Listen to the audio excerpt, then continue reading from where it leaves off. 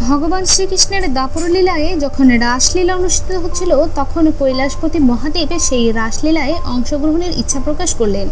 তিনি এসে দেখেন সেখানে গোপী ব্যতীত কোনো পুরুষ প্রবেশ নিষেধ। তখন মহাদেব গোপীবেশ ধারণ করে সেই রাসলীলায় অংশগ্রহণ করেন, কিন্তু ভগবান শ্রীকৃষ্ণের চোখে তিনি ধরা পড়েন। তখন ভগবান শ্রীকৃষ্ণ মহাদেবকে বলেন, তুমি এহেন কাজ করে অপরাধ করেছো, তোমাকে এর শাস্তি পেতে হবে, তোমাকে কলিযুগে নরলোকে জন্মগ্রহণ করতে হবে। মহাদেব বললেন, প্রভু আপনি আমাকে নরকুলে জন্ম দিন, তাতে আমার কোনো দুঃখ নেই, কিন্তু দয়া করে আপনার চরণ ছাড়া করবেন না। ভোলানাথের এ কথা শুনে ভগবান বললেন, তুমি তো ভীষণই চতুর ভোলানাথ, তুমি এমন আবদার করে বসলে, এখন তোমাকে যেখানেই পাঠাবো তার সঙ্গে সঙ্গে আমাকেও সেখানে যেতে হবে। তো ঠিক আছে, তুমি কলিযুগে অদ্বৈত আচার্য রূপে ধরাধামে অবতীর্ণ হবে এবং আমার থেকে 52 বছর পূর্বে তুমি আবির্ভূত হয়ে আমাকে আহ্বান করবে এবং তোমার আহ্বানে সাড়া দিয়ে কলিহত জীবকে উদ্ধার করার জন্য এবং হরিনাম প্রচারের উদ্দেশ্যে আমি গৌরাঙ্গ সুন্দর রূপে আবির্ভূত হব। আর হরিনাম সংকীর্তন যজ্ঞের মধ্য দিয়ে শ্রীবাস অঙ্গনে তোমাকেই প্রথম রাসলীলার রস আস্বাদন করাবো। তুমি হবে আমার নিত্য পার্ষদ, তোমার আহ্বানে সাড়া দিয়ে এই কলিযুগে হরিনামের বন্যা আসবে। আমাকে প্রকটে তুমি বিনে দ্বিতীয় কেহ থাকবে না, তাই তুমি হবে অদ্বৈত। হরে কৃষ্ণ বন্ধুরা, অজানা পুরাণের আজকের এই নতুন ভিডিওতে আপনাদেরকে স্বাগতম। আজকের এই নতুন ভিডিওতে থাকছে অদ্বৈত আচার্য প্রভুর সংক্ষিপ্ত জীবনী। ওনার মহিমান্বিত জীবনী শুরু করার পূর্বে আপনাদের কাছে আমার করজোড়ে অনুরোধ, ভিডিওটি অবশ্যই শেষ পর্যন্ত দেখবেন, আশা করি ভালো লাগবে। তো চলুন ভিডিওটি শুরু করি। পঞ্চতত্ত্বের এক তত্ত্ব অদ্বৈত আচার্য, যিনি কিনা মহাদেব ও মহাবিষ্ণুর মিলিত অবতার এবং তিনি এই ধরাধামে কলিহত জীবকে উদ্ধারে অবতীর্ণ হয়েছিলেন। বাংলাদেশের তৎকালীন শ্রীহট্ট, বর্তমানে সিলেট বিভাগের সুনামগঞ্জ জেলার লাউর নবগ্রামে পর্ণতীর্থ নামক স্থানে আনুমানিক 1432 বা 1434 সালে এক বারেন্দ্র ব্রাহ্মণ পরিবারে তিনি আবির্ভূত হয়েছিলেন। মাঘ শুক্ল সপ্তমী তিথিতে শ্রী কুবের মিশ্র ও মাতা শ্রীমতী নাভাদেবীর গর্ভে শ্রী অদ্বৈত আচার্য প্রভু অবতীর্ণ হন। শ্রী কুবের পণ্ডিত বহুকাল অপুত্রক ছিলেন। প্রায় বৃদ্ধ বয়সে এসে তিনি এই পুত্ররত্ন লাভ করেন। পুত্রের নামকরণ করেন মঙ্গল। সুন্দর আঁখের জন্য তার আরেক নাম দেন কমলাক্ষ ভট্টাচার্য। আর মহাপ্রভু তাকে নাম দিয়েছিলেন নারা, কারণ তার ডাক ভগবানকে নাড়িয়ে দিয়েছিল, তাই মহাপ্রভু তাকে নাড়া বলে সম্বোধন করতেন। ছোটবেলায় অদ্বৈত প্রভু অত্যন্ত চঞ্চল ছিলেন, মাঝে মধ্যেই রোধন করতেন। মাতা নাভাদেবী হরিনাম করলে ছোট্ট কমলাক্ষ শান্ত হতেন। একদিন মাতা নাভাদেবী তার কোলের থাকা সন্তানকে চতুর্ভুজ নারায়ণ রূপে দর্শন করেন এবং এই দর্শন করে তার মন অত্যন্ত কৃত হয়।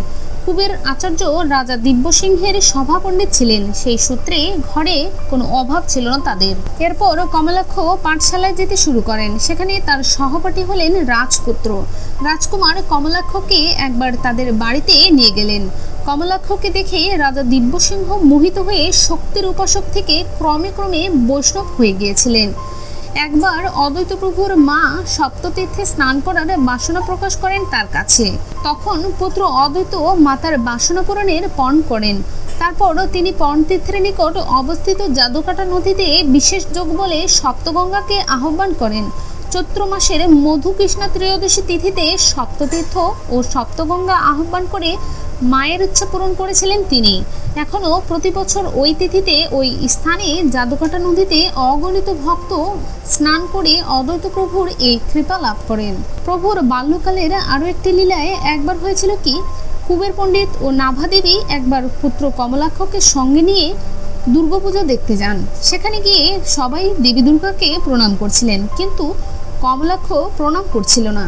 তখন তার মাতা পিতা তাকে বললেন, তুমি দেবীকে প্রণাম করছো না কেন বাবা, তুমি দেবীকে প্রণাম করো। মাতা পিতার আদেশে কমলাক্ষ দেবীকে প্রণাম করতে গেলেন। তখন ঘটল এক অলৌকিক ঘটনা। সেখানে উপস্থিত সকলে দেখল কমলাক্ষের প্রণামে দেবী দুর্গা লজ্জিত হয়ে যেন মাথা নত করে দাঁড়িয়ে রয়েছে, কারণ তিনি হচ্ছেন দেবীর পরম প্রভু মহাবিষ্ণু ও সদাশিবের অবতার। অদ্বৈত আচার্যের বয়স যখন 12 বছর, তখন কুবের পণ্ডিত গঙ্গা তীরে বসবাস করার ইচ্ছায় সপরিবারে শান্তিপুরে এসে পাকাপাকিভাবে বসবাস স্থাপন করলেন। শান্তিপুরে তিনি শান্তনু আচার্যের গুরুকুলে কমলাক্ষকে ভর্তি করলেন।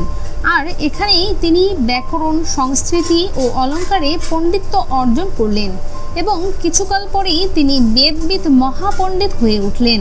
তার অসাধারণ পণ্ডিতের জন্য তিনি আচার্য উপাধি লাভ করেন। এর কিছুকাল পরে অদ্বৈত আচার্য এর বৃদ্ধ পিতামাতা দেহত্যাগ করলেন।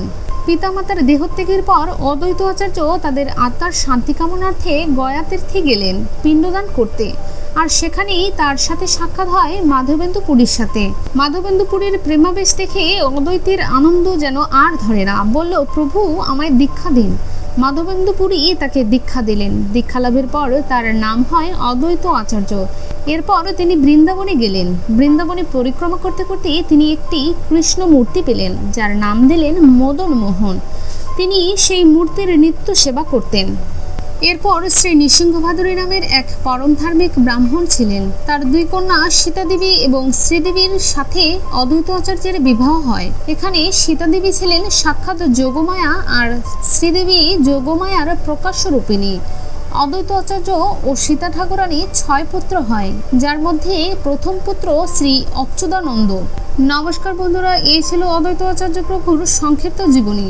ভিডিওটি ভালো লেগে থাকলে অবশ্যই ভিডিওতে একটি লাইক করবেন এবং আপনি যদি আমাদের চ্যানেলে নতুন হয়ে থাকেন তবে অবশ্যই চ্যানেলটি সাবস্ক্রাইব করে আমাদের পাশে থাকবেন।